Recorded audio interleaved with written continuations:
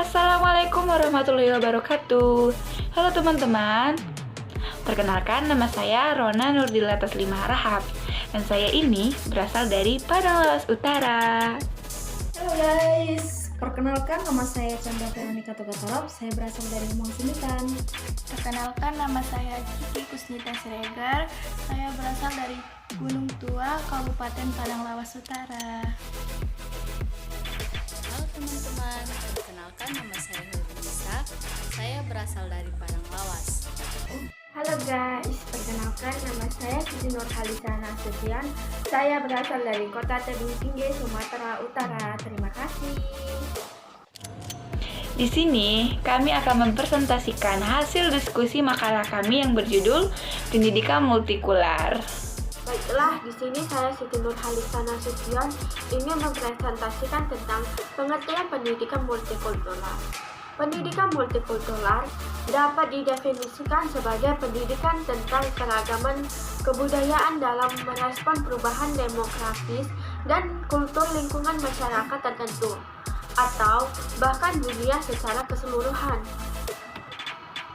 Pengertian pendidikan multikultural menurut para ahli yaitu Yakin pada tahun 2005 mengemukakan bahwa pendidikan multikultural adalah strategi pendidikan yang diaplikasikan pada semua jenis mata pelajaran dengan cara menggunakan perbedaan-perbedaan kultural yang ada pada para siswa seperti agama, etnis, bahasa, gender, kemampuan, dan umur agar proses belajar menjadi efektif dan mudah.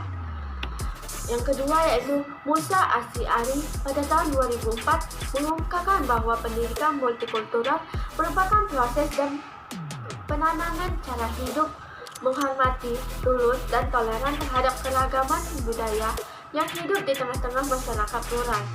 Dengan pendidikan multikultural diharapkan adanya kekenalan dan kelenturan mental bangsa menghadapi bentuk konflik sosial. Jadi, pendidikan multikultural merupakan suatu pendidikan progresif untuk melakukan transformasi pendidikan yang secara menyeluruh membongkar kekurangan, kegagalan, dan praktik-praktik diskriminasi dalam proses pendidikan. Baiklah, selanjutnya akan dilanjutkan oleh teman saya. Terima kasih. Baiklah, di sini saya akan melanjutkan presentasi dari teman saya, yaitu tujuan pendidikan multikultural. Pendidikan multikultural ini mempunyai dua tujuan. Yang pertama, tujuan awal, dan yang kedua, tujuan akhir. Yang pertama, tujuan awal merupakan tujuan sementara karena tujuan ini hanya berfungsi sebagai perantara agar tujuan akhir dapat tercapai dengan baik. Tujuan awal pendidikan multikultural yaitu membangun wacana multikultural di kalangan guru, dosen, ahli pendidikan, pengemban kebijaksanaan dalam dunia pendidikan.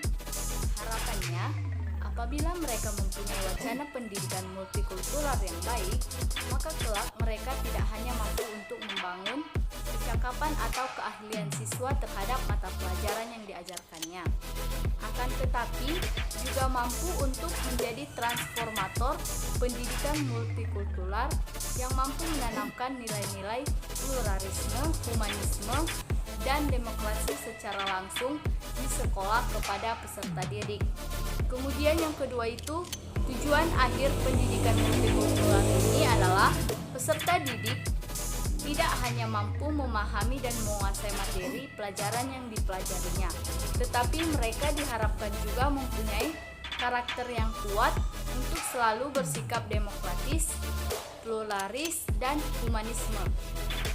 Demikian presentasi saya, kemudian akan dilanjutkan oleh teman saya.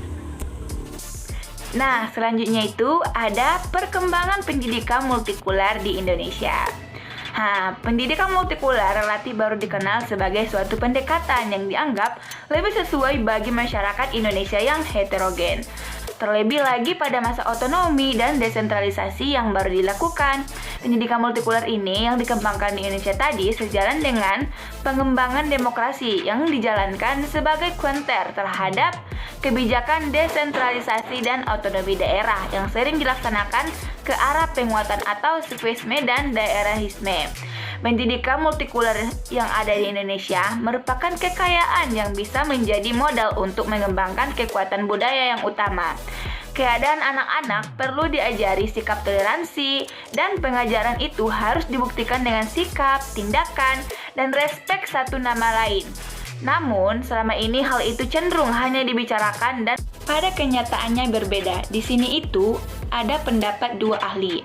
Yang pertama, pendidikan multikular menurut Tyler telah menjadi sesuatu tuntunan yang tidak bisa ditawar-tawar dalam membangun Indonesia baru. Dalam pandangannya ini, pendidikan multikular memerlukan kajian yang mendalam mengenai konsep dan praksis pelaksanaannya. Dikemukakannya lebih lanjut bahwa kita belum mempunyai pengalaman yang memadai dalam pendidikan multikular, baik filsafat, sosiologi, metodologi, isi, maupun tantangan dalam pelaksanaannya. Banyak negara telah lama melaksanakan pendidikan multikular ini. Hal ini mampu dikuatkan oleh Fuad. Dan yang kedua, pendapat oleh Hasan yang mengatakan bahwa pendidikan multikular perlu cepat dilaksanakan mengingat pengalaman generasi muda saat ini berbeda dengan generasi masa lalu. Saat ini, berbagai kebudayaan sudah berbaur di negeri ini. Dengan banyaknya budaya asing yang kian mudah didapatkan melalui beragam media seperti televisi dan internet, kemajuan ilmu pengetahuan dan teknologi memperpendek jarak, memudahkan adanya persentuhan budaya. Dalam globalisasi ini, pertemuan antar budaya sudah luar biasa yang di dalamnya terjadi tarik dan saling memengaruhi. Dan ini sangat penting untuk ditanamkan tidak hanya menjadi masyarakat yang dianggap suka dengan tingkah laku kekerasan, konflik, dan sulit menerima perbedaan. Implementasi pendidikan multikultural di Indonesia. Isi kurikulum multikultural memiliki 4 tingkatan interaksi yang harus dicermati. Yang pertama, pendekatan kontribusi, pendekatan tambahan, pendekatan transformasi, dan pendekatan aksi sosial. Pendekatan struktur pertama dan kedua pada umumnya struktur dan tujuannya tidak tetap dan tidak berubah, dan strukturnya sama dengan kurikulum nasional, dan isi mikrokultur yang diberikan terbatas pada bagian peringatan, kajian, dan pahlawan.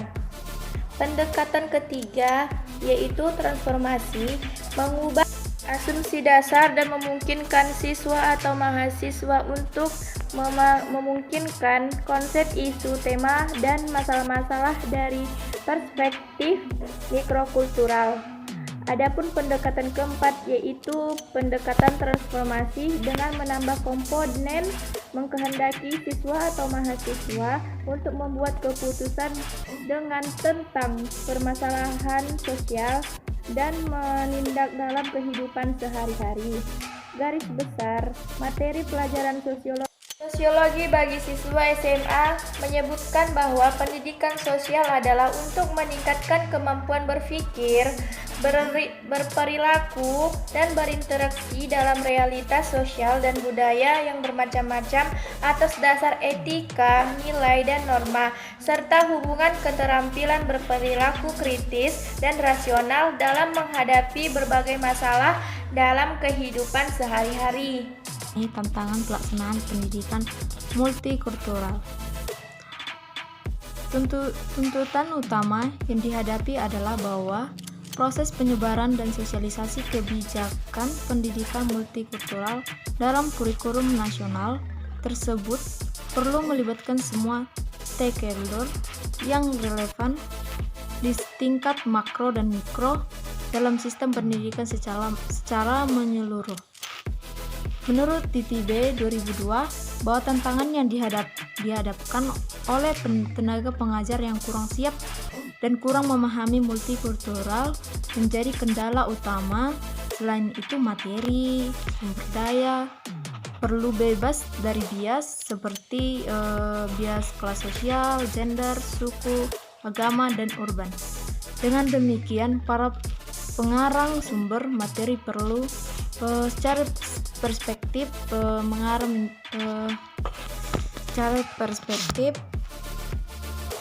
dalam multikultur. Penyebab tantangan sekolah-sekolah umumnya belum dapat bebas dari stereotipe dan prasangka yang bersumber dari rasa feodalisme, kesukuan, keagamaan, dan kelas sosial, seperti dari hasil temuan dari A.F.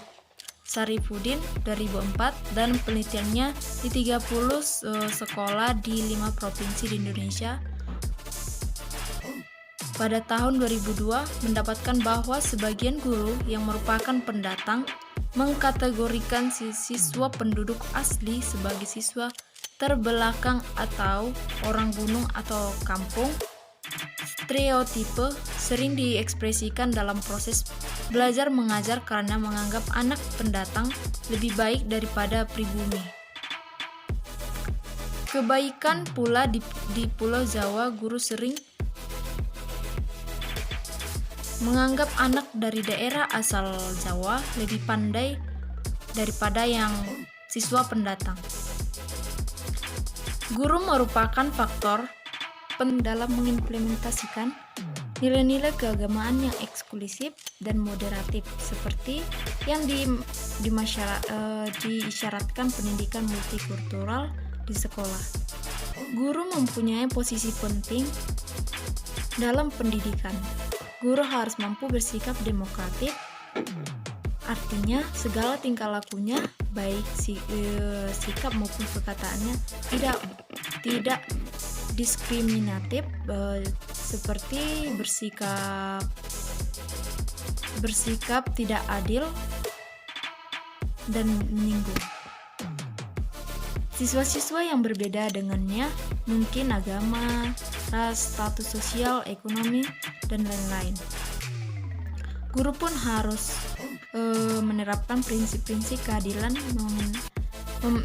tanpa memandang latar belakang budaya siswa. Siapapun dia, dari manapun asalnya, diperlukan sama sebagai siswa yang memiliki harkat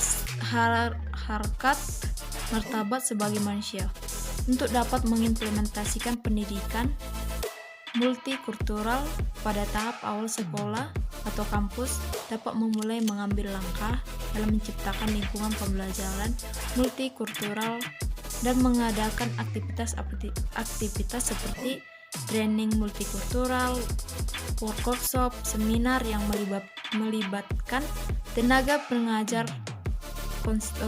konselor, staf, siswa atau mahasiswa sekolah dapat bekerja sama dengan organisasi masyarakat, NGO, komite sekolah, dewan pendidikan, dan juga MGMP. Terima kasih.